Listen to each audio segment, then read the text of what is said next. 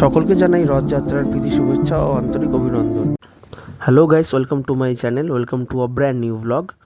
তোমরা দেখছো পুরীর সিরিজের আজকে সেকেন্ড এবং অন্তিম পার্ট। তোমরা আগের পর্বে দেখেছো আমরা কিভাবে পুরী এলাম, কোন ট্রেন ধরে এবং কোন হোটেলে ছিলাম। তো আজকের পর্বে তোমরা দেখবে আমরা কিভাবে পুরীর সাইট সিনটা করি।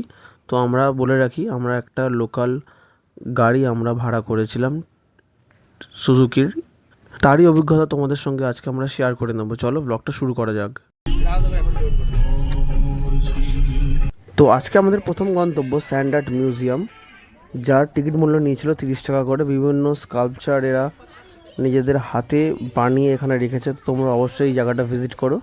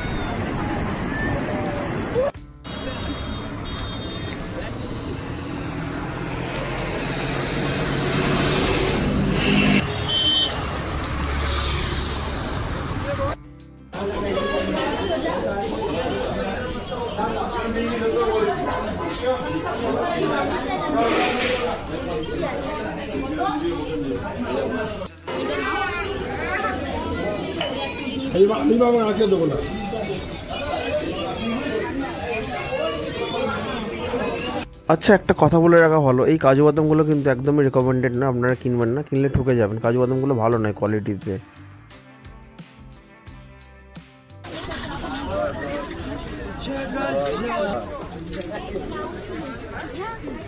তো গাইস, তোমরা ভিডিওটা দেখে বুঝতেই পারছো আমাদের নেক্সট গন্তব্য হচ্ছে কোনারক মন্দিরে। মন্দিরে ঢোকার আগে একটা প্রাঙ্গণ পড়ে, এখানে আপনারা একটু বিশ্রাম নিতে পারেন এবং কিছু ফটো আমি ক্যামেরা বন্দি করে রাখলাম সারা জীবনের জন্য। অবশ্যই বাবা মাকে নিয়ে আসা একটা আলাদাই অভিজ্ঞতা এবারে। তো চলো, কিছু ফটোগুলো আমার সারা জীবনের জন্য স্মৃতি থাকুক এবং আরও বারংবার এখানে আমরা আসতেও চাই। কোনারক সূর্য মন্দিরটি ভারতের ওড়িশা রাজ্যের পুরী জেলায় অবস্থিত একটি ঐতিহাসিক স্থাপত্য। এটি 1300 শতকে রাজা নরসিংহদেব প্রথম নির্মাণ করেন। মন্দিরটি সূর্যদেবের রথের আকৃতিতে নির্মিত, যেখানে 24টি বিশাল পাথরের চাকা রয়েছে। এর অসাধারণ স্থাপত্যশৈলীর জন্য এটি ইউনেস্কো ওয়ার্ল্ড হেরিটেজের তকমা পেয়েছে।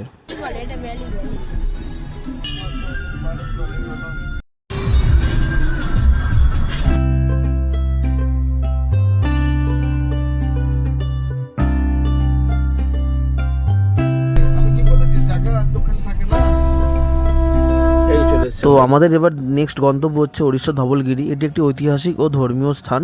এখানেই কলিঙ্গ যুদ্ধের পর সম্রাট অশোক অহিংসার পথ গ্রহণ করেছিলেন। ধবলগিরির শান্তির স্তূপ বৌদ্ধ ধর্মের শান্তি ও সম্প্রীতির প্রতীক। তো এত ঘোরার পর খিদে পাওয়াটা তো স্বাভাবিক।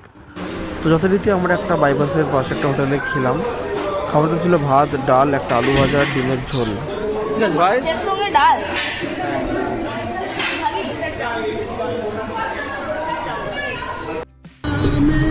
কলকাতা মানে খুব মজা, বল।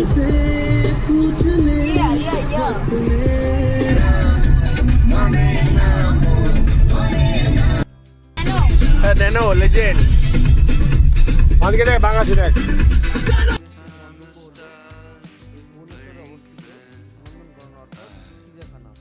আমার বাবা মা বা ভাইপো এরা কখনোই সফরই করেনি।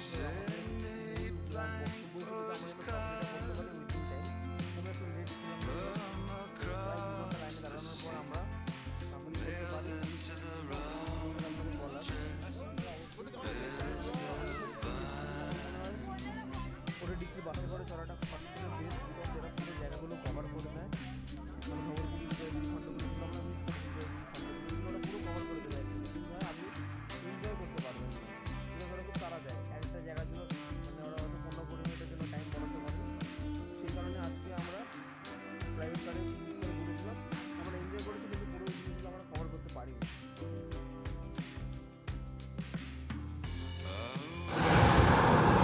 ঠিক এরপরে আমরা দেখতে পেলাম দুটো বাঘকে। জাস্ট দেখুন কি রোমাঞ্চকর একটা অভিজ্ঞতা।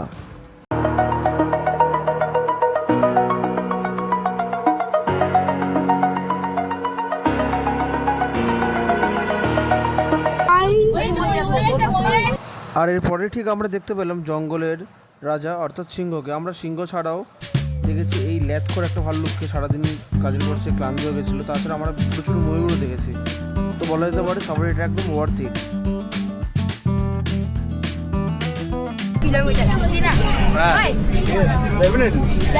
মিনিমাম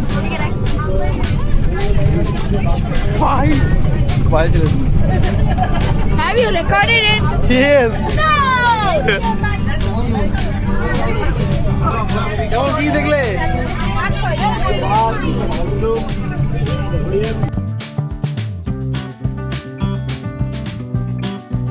যেটা হয় না আজকে সেটা কমপ্লিট হলো, সাফারি করা।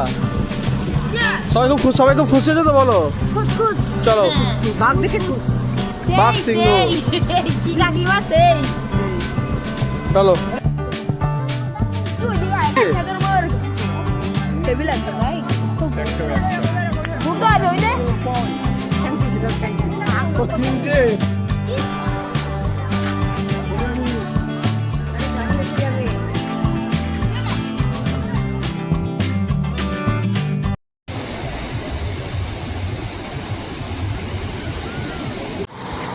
এই জার্নিটা করতেই আমাদের প্রায় 12 ঘন্টা লেগে গেছিলো। প্রায় রাত্রিবেলা আমরা 8টার সময় হোটেলে ফিরেছিলাম।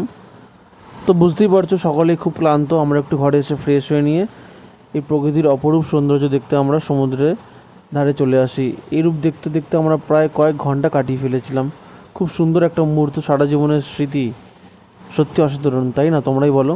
ভিডিওগুলো ভালো লাগে থাকলে ভিডিওটাকে লাইক করো এবং চ্যানেলটাকে অবশ্যই কিন্তু সাবস্ক্রাইব করে যেও।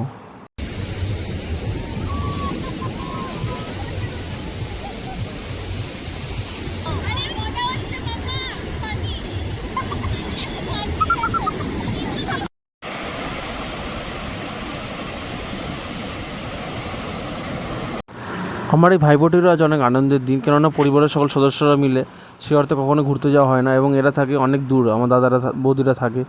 সত্যি একটা মেমোরেবল ট্রিপ হয়ে থাকলো। তোমাদের ভিডিওগুলো কেমন লাগছে অবশ্যই কিন্তু কমেন্ট করে জানিও।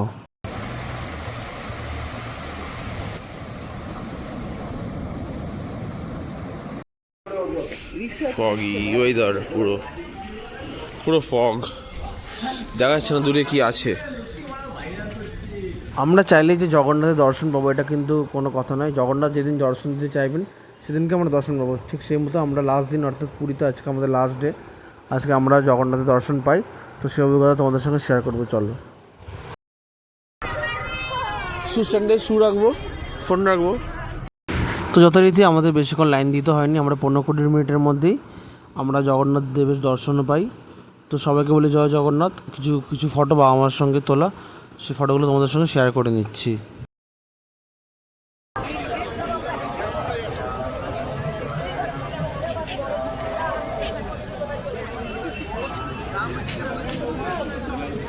পুরী এসছে, সকাল সকাল গরম গরম মালপোয়া খাবো না তা কী করে চলে বলো?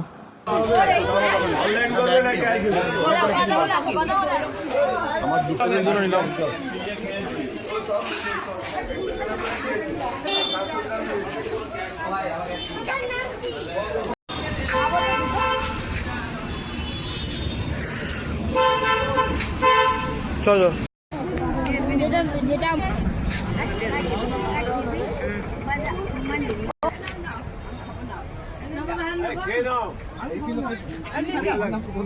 আমি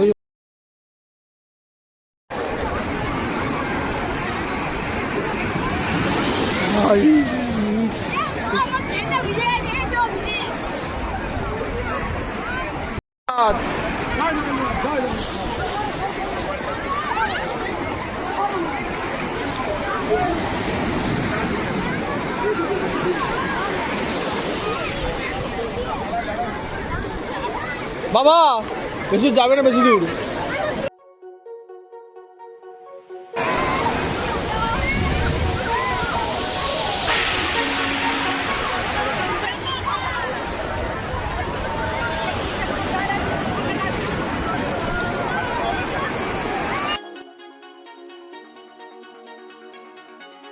আচ্ছা, পুরীতে শেষবেলা দুপুরের মধ্যাহ্নভোজে ছিল মাটন এবং পটল চিংড়ি। মাটনটা কোনো কিছু একটা প্রবলেম ছিল, তোমরা প্লিজ বাজার থেকে কোনোদিনও মাটন কিনো না পুরীতে গেলে। তুমি লোকাল লোককে জিজ্ঞাসা করে, ওখানে অনেক লোকাল শপ আছে, সেখান থেকে কিনো। আমি বলবো তোমরা বেটার বেটার মাটন পাবে। আমি যতবার পুরী এসেছি আমার মনে হয় পুরীতে মেন খরচা কিন্তু এই খাওয়া খরচাটাই। তোমরা যদি অনেকে পরিবারের লোকজন মিলে এসে থেকে থাকো তো তোমরা অবশ্যই এখান থেকে রান্না করে তোমরা খেতে পারো। এটা অনেক সুবিধাজনক বলে মনে হয়।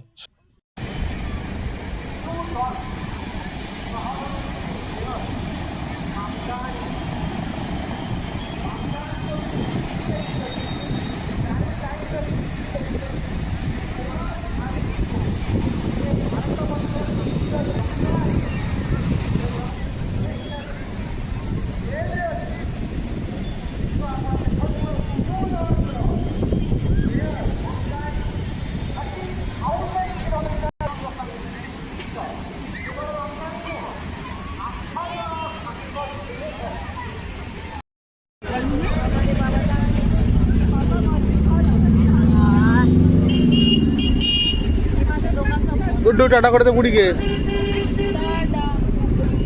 জয় জগন্নাথ বলে দে। জয় জয় জগন্নাথ।